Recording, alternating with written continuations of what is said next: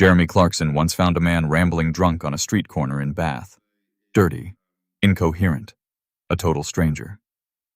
18 months later, that same man was sitting next to him on the biggest car show in the world.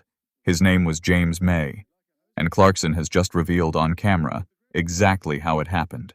And it's nothing like the story you've been told. Pattern interrupt. Cut to text on screen. This is that story. Here's what most people don't know. After the first season of the original Top Gear, the people in charge decided one presenter had to go. Clarkson didn't fight to keep his job. He fought for someone else's. He'd read James May's writing and thought it was some of the best he'd ever seen. So he went looking for him. Not through an agent, not through a casting call, but in person. What he found wasn't what he expected. Clarkson describes finding May rambling drunk on a street corner in Bath, a man in far rougher shape than anyone would guess from watching him on TV. They cleaned him up, sobered him up, got him into what Clarkson still calls his hideous clothing. And from that street corner, the rest is history. But here's the twist. That's not even how Clarkson met the other half of the trio. Richard Hammond's story is completely different, and it says something about Clarkson that most fans have never noticed. Pacing note. Slight pause here. This is your first open-loop payoff and a new section signal. Hammond wasn't a chance encounter. He came through an actual screen test. Clarkson had an idea for a studio show, with their own track and a racing driver who never spoke. Hammond walked in, and Clarkson almost couldn't see him. He was that far down the frame. But here's what Clarkson says nobody realizes about Hammond. The cameras make him worse, not better. Off camera, Clarkson calls him one of the funniest people he's ever met. The second the cameras turn on, he goes quiet. It's the exact opposite of what every viewer assumes. Ask Clarkson about Hammond's crash, and he doesn't know which one you mean. There have been over a dozen. The worst wasn't even the famous jet car crash.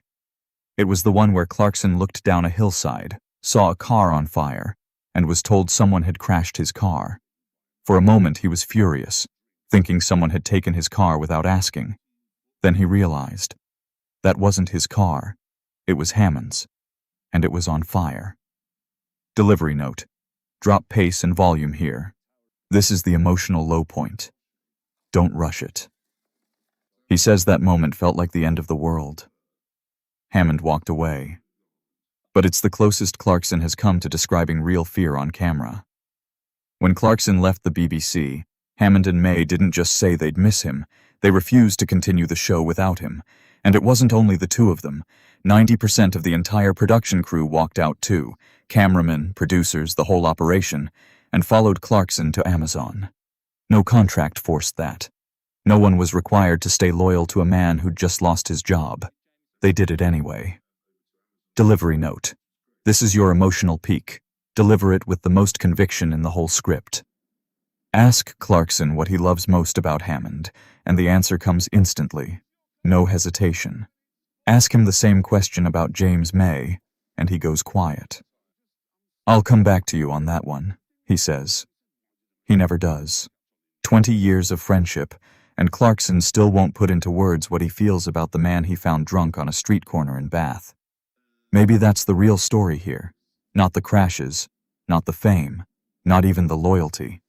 It's that after 2 decades, some things still don't have words, even for the man who's never been short of an opinion in his life.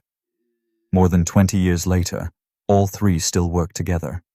Not because a contract says so, but because of a street corner in Bath and a burning car on a hillside. If you want to know how the grand tour almost never happened at all, that story's next.